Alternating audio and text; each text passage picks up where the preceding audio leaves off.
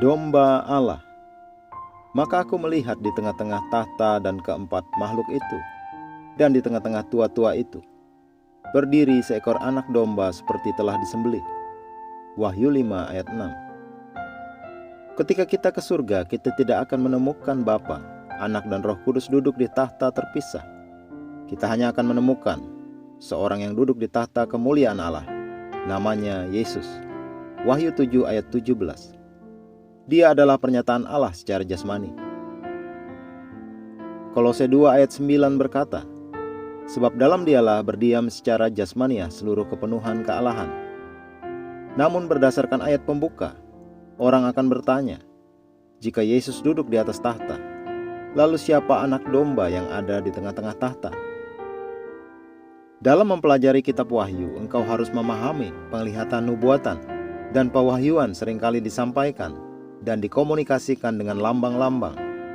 Bagi Yohanes penulis Alkitab, hal itu tidak ada bedanya. Anak domba di sini adalah lambang. Yohanes tidak mengatakan dia melihat seseorang, tetapi seekor domba yang melambangkan Yesus Kristus. Ini adalah lambang hubungan Bapa dengan Yesus, karakteristik sikap dan kerendah hatian Yesus.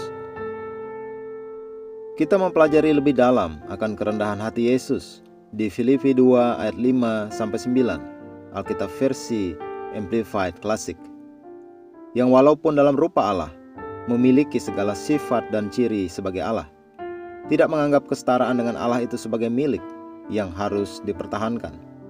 Dan dalam keadaan sebagai manusia, ia telah merendahkan dirinya lebih jauh dan taat sampai mati, bahkan sampai mati di kayu salib.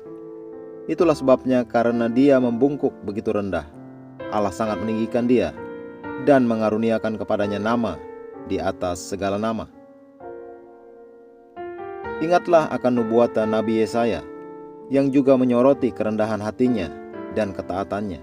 Dia dianiaya, tetapi dia membiarkan diri ditindas dan tidak membuka mulutnya, seperti anak domba yang dibawa ke pembantaian, seperti induk domba yang keluh di depan orang-orang yang menggunting bulunya. Ia tidak membuka mulutnya. Yesaya 53 ayat 7. Yesus adalah anak domba yang telah disembelih sebelum dunia dijadikan. Wahyu 13 ayat 8. Bagi dosa semua orang.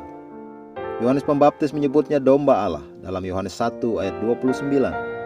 Dan Petrus dalam tulisannya juga menyatakan demikian dalam 1 Petrus 1 ayat 19. Sekarang Allah telah mendudukkan kita bersama dengannya dalam lingkup surgawi. Kita duduk bersama-sama dengannya. Efesus 2 ayat 6. Dan melalui kita, dia menyatakan kelimpahan kekayaan akan anugerahnya, kemuliaannya dan kuasanya. Terpujilah namanya selamanya. Mari kita berdoa. Bapa yang terkasih, terima kasih karena Tuhan Yesus telah membayar dengan mahal untuk dosa yang telah ditimbulkan manusia tanpa ada jalan penyelesaian. Sekarang melalui anak domba Allah, Yesus Kristus dikorbankan bagi kami. Aku telah dibebaskan untuk menjalani hidup yang berkuasa dan berkemenangan di dalam Kristus, bertahta bersamanya di alam surgawi, dan duduk bersamanya di tempat kekuasaan, otoritas, dan kuasa. Haleluya.